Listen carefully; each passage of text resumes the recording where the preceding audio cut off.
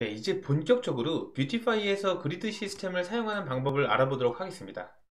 VS 코드로 프로젝트를 열어주시고요. 일단 프로젝트를 실행해 주세요.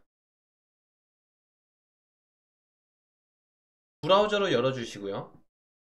실습을 편리하게 하기 위해서 메뉴를 열었다 닫았다 할 수 있는 버튼을 툴바에 삽입해 보도록 하겠습니다. 뷰티파이 공식 홈페이지로 들어가 주시고요. 툴바로 검색을 해서 이 버튼만 복사해서 넣도록 하겠습니다. 복사를 해서 앱.뷰 컴포넌트에서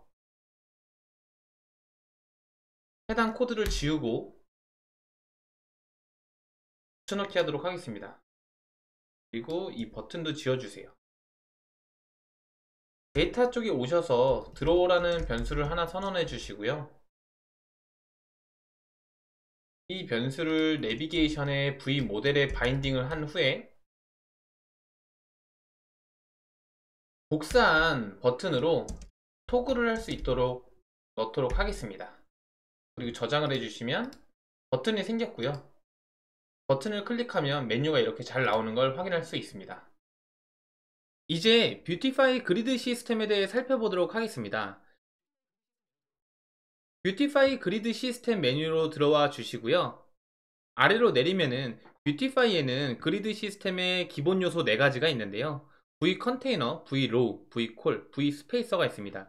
하나씩 실습해 보면서 익혀보도록 하겠습니다.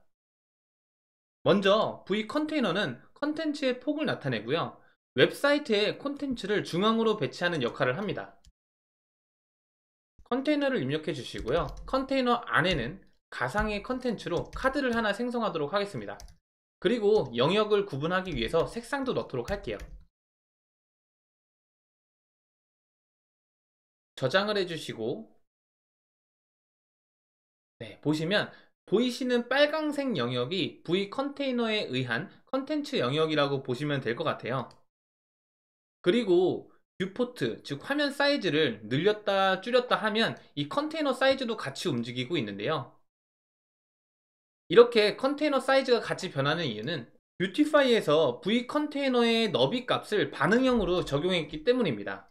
개발자 도구를 열어서 요소 검사로 컨테이너를 보시면 이렇게 최소 960 픽셀 이상일 때는 뷰포트가 960 이상일 때는 맥스 위드 900 픽셀을 적용하고 있습니다.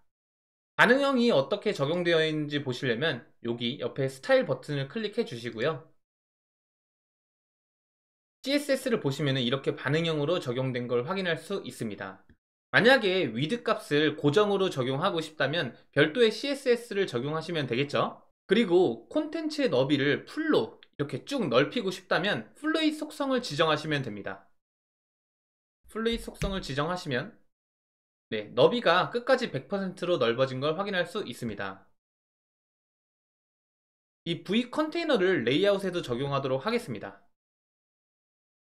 앱.전 컴포넌트로 와주시고 라우터 뷰를 V 컨테이너로 감싸도록 하겠습니다.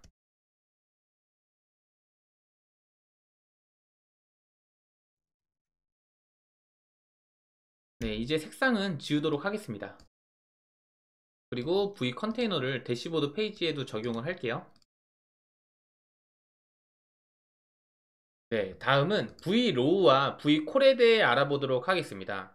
V로우와 콜은 이름에서 알 수 있듯이 V로우는 행을 나타내고요. V콜은 열을 나타냅니다. 실습을 위해서 2행 3열의 그리드를 만들어 보도록 하겠습니다.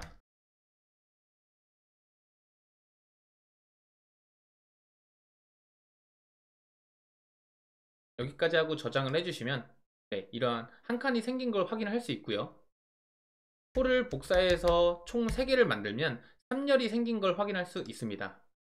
그리고 V로우를 복사해서 행을 하나 더 만들어 주시면 2행 3열이 완성된 걸 확인할 수 있습니다. 코드를 보시면 V콜은 V로우 하위에 있어야 하고요. 실제 컨텐츠는 이러한 컨텐츠는 V콜 안에 선언되어야 합니다. 그리고 V로우는 V콜을 감싸줘야 하고요. 그리고 잠시 후에 배우겠지만 V로우는 V콜들의 배치나 정렬을 제어하기 위해 사용됩니다. 그리고 V 컴포넌트 속성으로 컬럼과 컬럼 사이인 거터의 사이즈를 조절할 수 있는 속성이 있는데요. 뷰티파이에서 기본 거터 사이즈는 24픽셀입니다. 하지만 V로우에 덴스 속성을 적용하시면 이 24픽셀이 8픽셀로 좁아진 걸 확인할 수 있고요. 덴스를 제거하고 노 거터라는 속성을 입력하시면 거터 사이즈가 없어진 걸 확인할 수 있습니다. 그리고 뷰티파이 2.0 이전 버전에서는 V로우 대신 V레이아웃이라는 컴포넌트를 사용했고요. V콜 대신 V플렉스라는 코드를 작성했었습니다. 이렇게 한번 작성해 보도록 하겠습니다. 마찬가지로 V카드를 선언해 주시고요.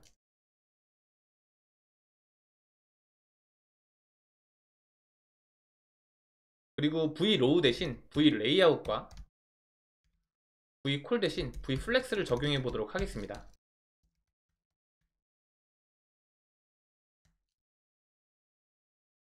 마찬가지로 코딩을 해 주시고 이 플렉스를 3열이니까 2개를 더 복사하고 V레이아웃은 2열이니까 하나를 더 복사해서 같이 2행 3열을 만들어 봤습니다. 뷰티파이 2.0 이전에는 버터 사이즈가 디폴트로 적용되어 있지 않아서 이렇게 붙어 있는 걸 확인할 수 있습니다. 이렇게 V레이아웃, V플렉스로 해도 이렇게 잘 코딩은 되는데요. 하지만 저희는 뷰티파이 2.0 이후 버전을 사용하고 있기 때문에 V레이아웃과 V플렉스를 사용하면 안되고 V콜과 V로우를 사용해야 합니다.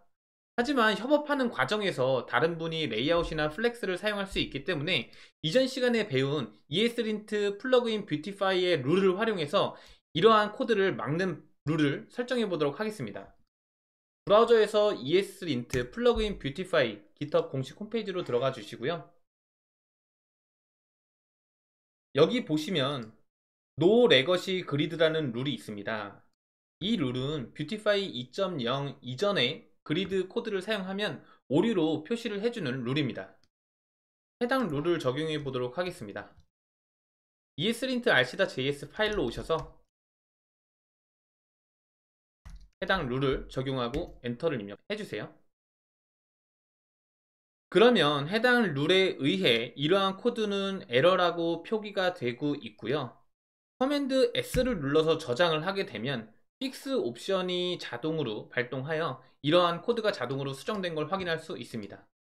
네, 새로 고침을 하면 버터 사이즈가 적용된 걸 확인할 수 있죠. 다음은 vSpacer 컴포넌트에 대해 살펴보도록 하겠습니다.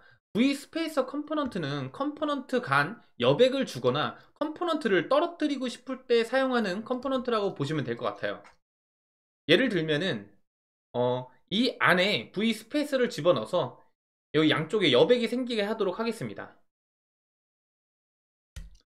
vSpacer를 집어넣으시면 네, 이렇게 떨어진 게 보이시죠? 그리고 두 번째 행은 맨 앞에 넣도록 하겠습니다. 네, 그러면 이쪽이 떨어지게 됩니다. 네, 이렇게 기본 요소에 대해서 살펴봤고요. 다음은 얼라인 속성과 얼라인 셀프 속성을 사용하여 부모 자식 컴포넌트 간 수직 정렬을 해보도록 하겠습니다. 먼저 얼라인 속성입니다. 얼라인 속성 테스트를 위해 위에 코드를 복사하도록 하겠습니다. 그리고 vSpace는 지워주세요. 네, 이렇게 되고요. 얼라인 속성은 vlow 컴포넌트의 속성이며 해당 속성을 입력하게 됨으로써 이 자식들 간의 수직 정렬이 발생됩니다. 네, 테스트를 위해서 인라인 스타일 시트를 적용을 해볼게요. 일단은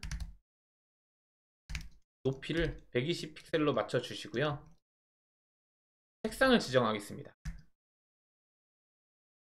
그리고 얼라인 속성으로 AND를 집어넣어 주시면 자식 컴포넌트가 아래로 정렬된 걸 확인할 수 있고요. 센터를 입력하시면 중앙 정렬, 스타트를 입력하시면 위로 정렬된 걸 확인할 수 있습니다. 그리고 얼라인 셀프 속성은 이름에서 알 수 있듯이 자기 자신을 정렬하는 거예요. 얼라인 셀프 속성은 V콜에 적용되는 속성입니다.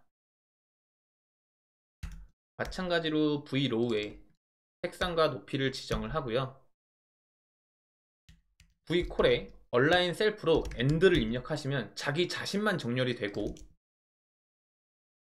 네, 마찬가지로 센터를 입력하게 되면 자기 자신만 중앙 정렬이 됩니다. 차트를 입력하게 되면 상단 정렬인데 디폴트가 위에 있기 때문에 네, 변화는 없습니다.